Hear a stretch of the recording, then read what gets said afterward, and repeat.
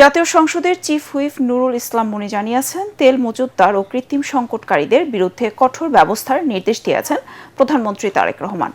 জাতীয় সংসদ ভবনের সরকারি দলের সভাকক্ষে বিএনপির সংসদীয় দলের সভা শেষে সাংবাদিকদের এ কথা জানান চিফ হুইপ।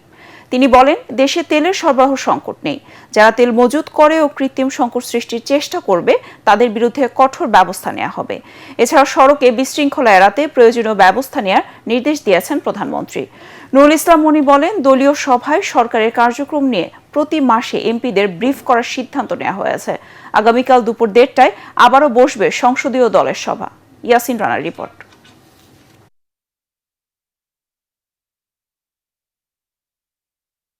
যে বিষয়টা হলো, তেল এখন হোর্ডিং হচ্ছে, যেখানে 30 লিটার তেল আগেনি তো এখন সেখানে ট্যাঙ্কি ভরে 50 লিটার নেওয়ার চেষ্টা করছে। মোটরসাইকেলরা দেখা যায় একবার তেল নেওয়ার ক্ষেত্রে তেল নিচ্ছে, আবার নিচ্ছে 3বার তেল নিচ্ছে, এরকম কিছু হচ্ছে। বিভিন্ন আপনারা জানেন, পাশের দেশে তেলের দাম কম, আমাদের দাম কম, ওদের দাম বেশি। খুব সঙ্গত কারণে চোরাচালান হচ্ছে। চোরাচালান রোধের জন্য তিনি কঠোর ব্যবস্থা নেওয়ার জন্য হোম মিনিস্টারকে বলেছেন এবং তারপরে কঠোর ব্যবস্থা নেওয়া হবে। একই সময় যে অভিযান চালানো হবে যারা এরকম হোর্ডিং করছে বা যারা তেলের মজুত করে রাখছে বা তেলের আর্টিফিশিয়াল ক্রাইসিস তৈরি করার চেষ্টা করছে তাদের ব্যাপারে। একই সময় আমাদের জানানো হবে যে তেলের সাপ্লাই পর্যাপ্ত পরিমাণ আছে। 2 লক্ষ মেট্রিক টনের তেলের জাহাজ ইতিমধ্যে ঘাটে লেগেছে, আর আরও 2 লক্ষ মেট্রিক টনের জাহাজ ইতিমধ্যে লোড হয়েছে। প্রধানমন্ত্রী হিসেবে দায়িত্ব গ্রহণের পর প্রথমবারের মতো দলের নয়াপল্টন কেন্দ্রীয় কার্যালয়ে যাচ্ছেন বিএনপি চেয়ারম্যান তারেক রহমান। দলীয় প্রধানের আগমনকে কেন্দ্র করে নয়াপল্টন কার্যালয়ের সামনে বিএনপি ও এর অঙ্গ সংগঠনের নেতাকর্মীদের উপস্থিতিতে উৎসবমুখর পরিবেশ বিরাজ করছে। নেতাকর্মীদের স্লোগানে মুখর হয়ে উঠছে কার্যালয়ের সামনের সড়ক। 1.5 যুগের নির্বাসিত জীবন শেষে গত 25 ডিসেম্বর দেশে ফিরে 29 ডিসেম্বর দলের নয়াপল্টন কেন্দ্রীয় কার্যালয়ে আসেন তারেক রহমান। নয়াপল্টনের নিজ কক্ষে কিছু দাপ্তরিক কাজের পাশাপাশি নেতাকর্মীদের দিক নির্দেশনা দেবেন প্রধানমন্ত্রী।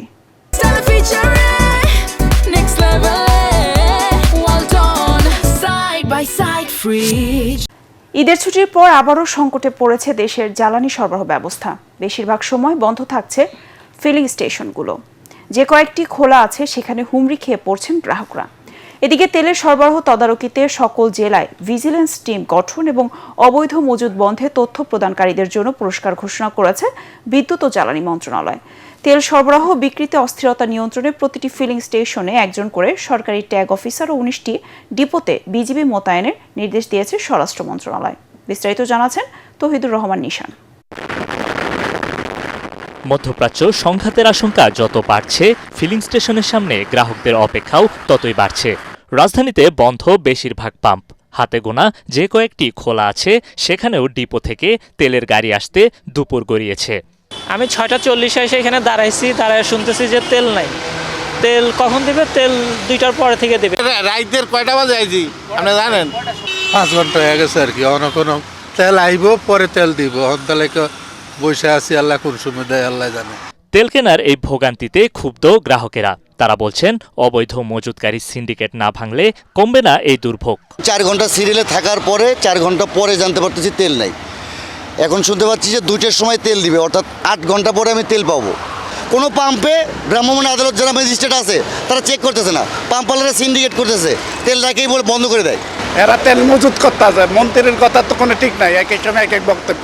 এদিকে তেল সরবরাহ ও বিক্রিতে অস্থিরতা নিয়ন্ত্রণে শনিবার থেকে প্রতিটি ফিলিং স্টেশনে একজন করে সরকারি ট্যাগ অফিসার নিয়োগের সিদ্ধান্ত নিয়েছে বিদ্যুৎ ও জ্বালানি মন্ত্রণালয়। সেই সাথে জ্বালানি তেল মজুত প্রতিরোধ এবং নিরবিচ্ছিন্ন সরবরাহ নিশ্চিতে দেশের 19টি ডিপোতে বিজিবি মোতায়েনের নির্দেশ দিয়েছে স্বরাষ্ট্র মন্ত্রণালয়।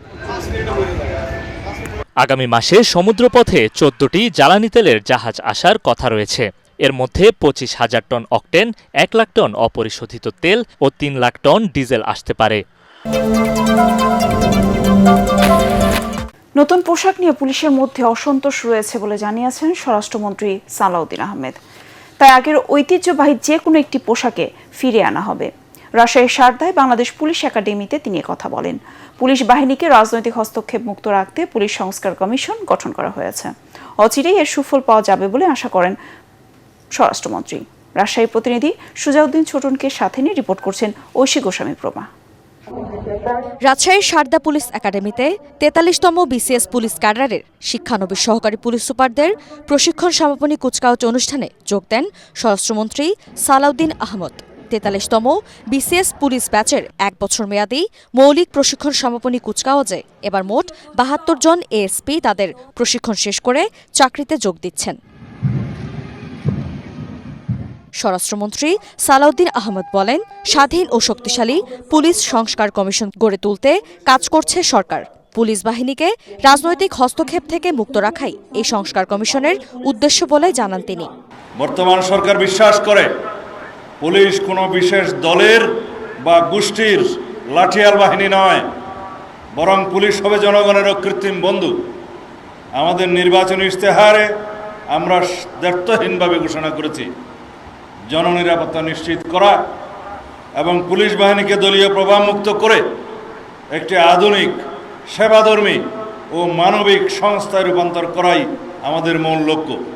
স্বরাষ্ট্রমন্ত্রী বলেন, অন্তর্বর্তী সরকারের সময় পরিবর্তন করা নতুন পোশাকে সন্তুষ্ট নয় পুলিশ, তাই পুরনো ফেরার বিষয়ে তাদের দাবি বিবেচনা করছে সরকার। পুলিশের কর্মকর্তাদের সাথে আলাপ করে যেটা অনুধাবন করেছি, বর্তমানের যে পোশাক, এই পোশাকে পুলিশ বাহিনী সন্তুষ্ট নয়। আগের ঐতিহ্যমণ্ডিত যে কোনো একটি পোশাক বাংলাদেশ পুলিশ বাহিনী পায়, সেজন্য সরকারের সর্বোচ্চ মহলে আমরা আলোচনা করে একটি সিদ্ধান্ত দেব ইনশাআল্লাহ। অনুষ্ঠানে শিক্ষানবিশ সহকারী পুলিশ সুপার ক্যাডেটদের বর্ণাঢ্য কুচকাওয়াজ পরিদর্শন ও পুরস্কার প্রদান করেন স্বরাষ্ট্রমন্ত্রী। ৭১-এর সাথে ২৪কে মিলিয়ে ফেললে সেটা দেশের জন্য বড় বিপর্যয়ের কারণ হবে বলে মন্তব্য করেছেন মুক্তিযুদ্ধ বিষয়ক মন্ত্রী আহমেদ আজম খান। নগর ভবনে বীর মুক্তিযোদ্ধাদের সংবর্ধনা অনুষ্ঠানে তিনি কথা বলেন। প্রকৃত মুক্তিযোদ্ধাদের পাশাপাশি রাজাকার, আল বদরদের সঠিক তালিকা প্রণয়নের কথা জানান তিনি। একই অনুষ্ঠানে দক্ষিণ সিটির প্রশাসক বলেন, মেয়র নির্বাচিত হলে ঢাকা মহানগরের সকল অসচ্ছল মুক্তিযোদ্ধাকে সচ্ছল করার দায়িত্ব নেবে সিটি কর্পোরেশন। আরও জানাচ্ছেন মুশফিকুর রহমান। স্বাধীনতা দিবস উপলক্ষে দুপুরে নগর ভবনে বীর মুক্তিযোদ্ধাদের সংবর্ধনা অনুষ্ঠানের আয়োজন করে ঢাকা দক্ষিণ সিটি কর্পোরেশন। কাগজে কলমে লেখা আছে, মুক্তিযোদ্ধারা এই দেশের সূর্য সন্তান। এ সময় মুক্তিযুদ্ধের রণাঙ্গনের স্মৃতিচারণ করেন ৭১-এর বীর মুক্তিযোদ্ধারা। ৭১ মরে নাই, ২৪ হারে নাই। অনুষ্ঠানে ঢাকা দক্ষিণ সিটির প্রশাসক বলেন, ভুয়া মুক্তিযোদ্ধাদের চিহ্নিত করা গেলে প্রকৃত মুক্তিযোদ্ধাদের আরও ভালোভাবে পুনর্বাসন করা যাবে।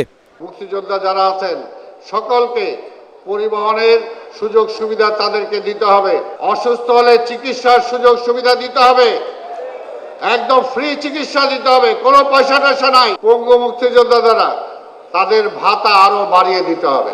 প্রকৃত মুক্তিযোদ্ধাদের পাশাপাশি রাজাকার, আল বদর, আল শামস সদস্যদের সঠিক তালিকা প্রণয়ন করা মুক্তিযুদ্ধ বিষয়ক মন্ত্রণালয়ের বড় চ্যালেঞ্জ বলে মনে করেন আহমেদ আজম খান। শহীদ মুক্তিযোদ্ধাদের সঠিক তালিকা প্রণয়ন, মুক্তিযোদ্ধাদের সঠিক তালিকা প্রণয়ন, রাজাকার, আল বদর, আল শামস তাদেরও সঠিক তালিকা প্রণয়ন আমার মন্ত্রণালয়ের একটি বড় চ্যালেঞ্জ।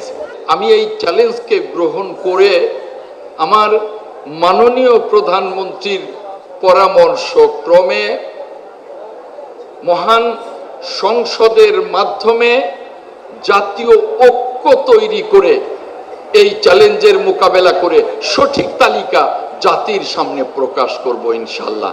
মুক্তিযোদ্ধাদের পুনর্বাসন, চিকিৎসা সহ অন্যান্য সুযোগ সুবিধা দিতে প্রধানমন্ত্রীর সাথে আলোচনা করে ব্যবস্থা নেওয়ার আশ্বাস দেন মন্ত্রী।